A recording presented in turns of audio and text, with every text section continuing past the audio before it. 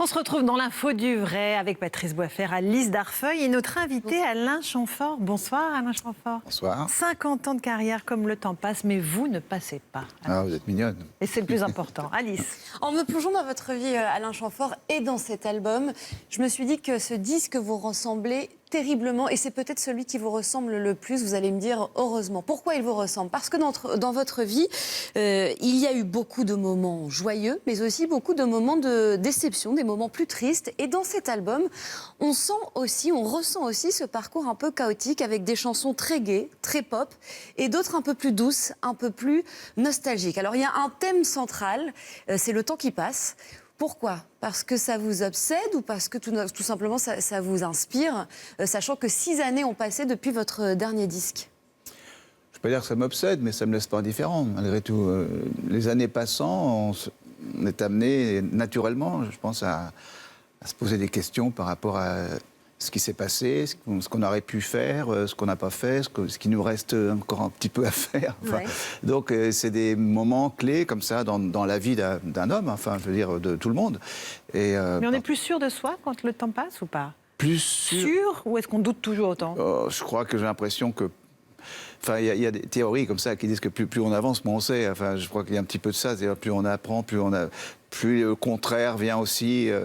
Enfin, il n'y a pas de vérité absolue, etc. Donc, tout ça fait que, évidemment, l'âge avançant, voilà. En tout cas, il y a une chose qu'on sait, c'est ce qu'on a fait, éventuellement les regrets de choses qu'on a mal faites. Et puis l'avenir qui se rétrécit un peu, quoi. Et Voilà. vous avez fait quoi ces 6 dernières années? Qu'est-ce que j'ai fait les 6 dernières années? Mais j'ai sorti déjà un album il y a 3 ans, ce qui n'est pas si vieux que ça. Et puis j'ai tourné, évidemment. Quand on sort un album, après on le présente sur scène. Ouais. Et puis j'ai écrit les nouvelles chansons. Bon, Donc le dernier album remonte à 3 ans et non pas 6 ans, autant pour moi. Oui, c'était en 2015.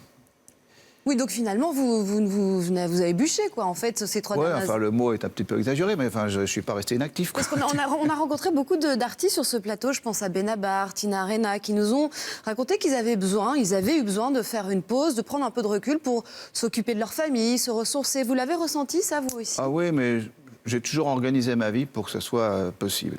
Voilà, j'ai jamais imaginé que le métier que je faisais devait prendre le pas sur le reste. Donc voilà, moi j'étais toujours en disponibilité, en priorité, je veux dire, pour les événements familiaux ou enfin ma vie privée, quoi. Oui. On va écouter un premier extrait de cet album, Le désordre des choses, ça s'appelle Micro-sillon. Passe ton doigt sur les micro-sillons autour de mes yeux, le long de mon front. Les entends-tu bien, toutes les chansons que le temps a gravées au plus profond? Les entends-tu bien, toutes les chansons? Ça, c'est la partie un peu plus triste et nostalgique de cet album. Et c'est en noir et blanc aussi. Pourquoi?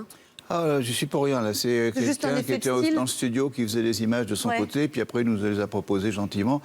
Oui, C'est pas pour accentuer quoi que ce soit, la tonalité, le... Non, du tout. Non, c'était pas prévu. Rien pour à ça. voir. On aperçoit votre fille, Tess. Oui, on sur aperçoit ces ma images. fille et Joanne Dalgarn qui a produit cet album. Vous travaillez en ma famille, fille, elle a travaillé avec vous? Oui, elle a fait les chœurs, oui. Ah ouais. Déjà sur l'album précédent, oui, absolument. Après 50 ans de carrière, est-ce que chanter l'amour vous intéresse toujours autant? Ou c'est un petit peu... Oui, bien sûr, c'est un thème qui est sans fin. C'est un thème très inspirant, mais en même temps, je trouve qu'il y a d'autres sujets aussi à évoquer. Et Donc puis- un peu moins maintenant? Oui, je pense que... Enfin, maintenant, si je parle d'amour, ce ne sera pas forcément pour parler des problèmes de la relation sentimentale, des problèmes voilà, d'amour déçu, etc. Enfin, c'est ce que j'ai beaucoup chanté ça. Et aujourd'hui, ça serait quoi? Ça avancerait vers quel autre thème? Si on devait parler d'amour, peut-être un amour plus universel. Enfin, j'en sais rien. Hein. Je sais pas. J'écris pas mes textes. Oui. Donc, les sujets de mes textes sont inspirés à mes auteurs par par la relation, enfin les conversations qu'on a entre nous, et puis après ils reviennent vers moi avec des textes dont ils savent que c'est des choses qui m'intéressent. Quoi, Et voilà. là, en l'occurrence, il s'agit de Pierre-Dominique Burgot, qui est votre auteur. Juste une petite précision, parce que j'ai consulté un peu les gens de la rédaction tout à l'heure, et peu savaient ce que sont les micro-sillons. Expliquez-nous. Les micro-sillons. Oui. Alors, ah oui, c'est-à-dire que c'était les vinyles. Au départ, ce sont les disques, vous savez, qu'on retrouve aujourd'hui, qu'on appelle les disques vinyles, parce que ça revient un peu à la mode. C'est de la matière sur laquelle la musique se gravait, quoi, voilà. Et... Oui. C'est la différence des générations, là. Ceux qui ne connaissent pas les micro-sillons et ceux qui connaissent. Non, mais vraiment, là, il y a une fracture. 33 tours, 45 tours. Peu oui, connaissez- même là, peu ça a connaissez ce commencé, mot. il y avait des 78 tours, à l'époque, il y a Oui, c'est ça. 78, ça. et puis ça a été remplacé par le CD, mais il y a de nouveau un intérêt pour le vinyle. Alors voilà, c'est une jolie idée de rapprochement entre les micro-sillons d'un disque et les micro-sillons qui Et sont les sur le rides, visage. et les rides du voilà. visage. Est-ce que c'est aussi un message détourné pour... parce que vous avez souvent dit ces derniers temps que les albums, pour vous, vous considérez que ce modèle, c'est mort, c'est fini, il n'y a plus d'avenir dans les albums, que les albums se vendent de moins en moins bien et ils se vendront de moins en moins bien. Oui, mais c'est dans l'ordre des choses. C'est-à-dire que les gens consomment la musique autrement. Aujourd'hui, on est sur on stream, quoi. C'est-à-dire qu'on prend Et vous des comprenez abonnements ça et on écoute tout ce qu'on veut à longueur de journée. Et donc, ça vient évidemment un petit peu contrarier les ventes de disques. Il n'y a pas de raison, quand on peut écouter des chansons quasiment gratuitement, pourquoi aller acheter des disques. Donc, voilà, Mais vous sortez un disque quand même. Oui. mais oui, continue quand même, parce que c'est vrai que 12 chansons, enfin, ou 10, là, il y en a 10, ça crée davantage d'intérêt que si on sortait une chanson de temps en temps, isolée, quoi. Ouais. On va écouter un autre extrait, ça s'appelle « Exister ». Exister, c'est incongru, problème habile inconnu, 2 oxygènes et 1 carbone. Exister, c'est déjà vu, il y en a qui se désabonnent. Exister comme on a pu, sans le moindre tollibolu, sans vague ni coup de klaxon. Exister comme on a pu, puis partir comme on est venu, comme un grain, une nuit d'automne. Alors c'est marrant parce que ça revient sur votre carrière en images et vos différents styles aussi. Il y en a eu beaucoup, d'autres mieux que certains. Bah non, on a pris la chanson déjà presque à la moitié, alors qu'au début, je suis beaucoup plus C'est encore plus jeune. un autre style. Vous avez mis du temps à vous trouver en tant qu'artiste. Vous êtes cherché pendant longtemps. Bah oui, comme je pense que c'est le cas de beaucoup d'artistes. Quand on démarre, on saisit une occasion comme ça qui nous est proposée. Moi, je faisais des chansons pour Claude François, il m'a proposé de les chanter. Bon, j'y suis allé. Mais c'était un répertoire dans lequel je faisais un peu décalé. Donc après, on cherche un petit peu à se mettre en phase avec ce qu'on chante et ce qu'on est. C'est un peu plus dans une forme d'authenticité, quoi. Alors, vous faisiez des chansons pour Claude François, mais vous n'écriviez pas les textes. Vous travailliez sur quoi, en fait? Moi, je fais les musiques. C'est ça, les musiques. Voilà, je fais toutes les musiques. Et là encore, c'est le cas sur mes albums. Et j'ai travaillé avec des auteurs différents. Et la rupture s'est faite avec Gainsbourg, à un moment donné, dans les années 80. Ouais. Et puis après, j'ai travaillé avec un auteur qui s'appelle Jacques Duval, qui est pendant près de 30 ans. Et puis maintenant, j'ai travaillé, cet album a été écrit par Pierre-Dominique Burgot. Voilà. Exister, quel sport de rue. Exister, ça tombe dessus. Exister, fabrique des champions déçus, des jeunes qui ramassent leur couronne. Vous portez un regard assez dur sur la société actuelle, mais aussi sur la jeunesse. Pourquoi ? Pas sur la jeunesse, c'est peut-être plus sur ce qu'on leur laisse. Les jeunes qui C'est ramassent peut-être, leur couronne, ça veut dire Je pense qu'il y a une espèce de miroir aux alouettes, un peu, et qu'on laisse, disons, sur l'activité d'artiste. Hein. Bon. Après, dans le reste de la société, c'est sûr que je ne pense pas que les gens de ma génération ont senti la responsabilité qu'ils avaient à l'égard des générations futures. Et on est bien aujourd'hui obligé d'observer l'état de la planète, enfin tous ces gros problèmes qui sont urgents. En fait, les 50 ans de mai 68, les régler, ça pardon. vous parle évidemment, les 50 ans de mai 68 qu'on fête là en ce mois de mai? Oui, bien sûr, oui, oui. Alors, moi, j'estime que le début de ma carrière de chanteur, c'est plutôt 72, parce que c'est là où j'ai changé de nom, etc. Mais en 68, j'avais déjà enregistré quand même un disque.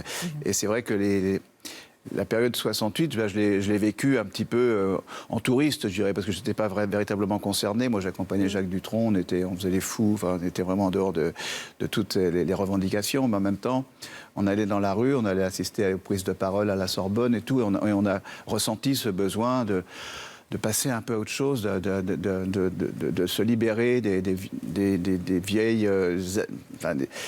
de la moralité ambiante, de l'éducation qu'on avait reçue, qui était vraiment un peu corsetée, quoi. Donc ça, on avait besoin aussi de participer à ça. Et on faisait partie de cette génération qui a remis en question beaucoup de choses, finalement.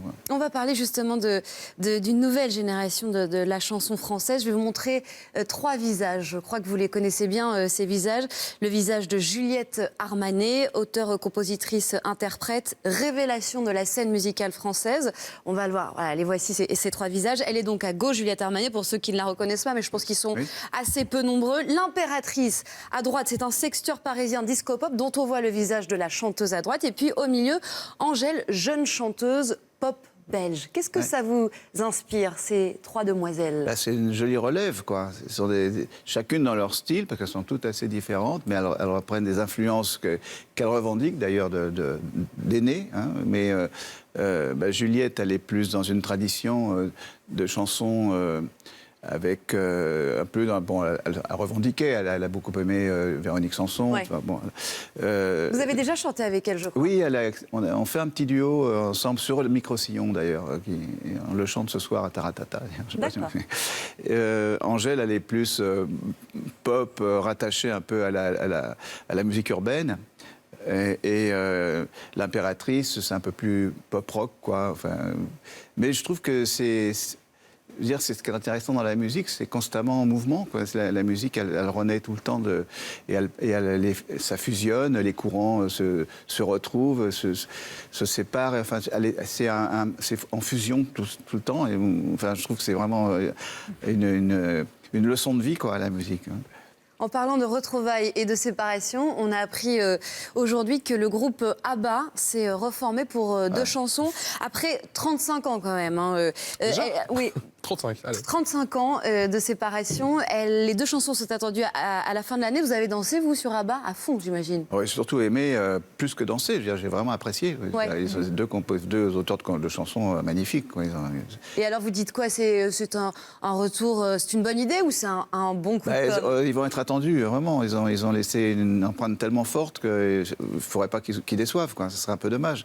Mais je pense qu'ils ont un super talent qui, à mon avis, devrait pouvoir faire face. Vous allez continuer à chanter encore très longtemps. 50 ans. 50 ans, voilà, sur scène.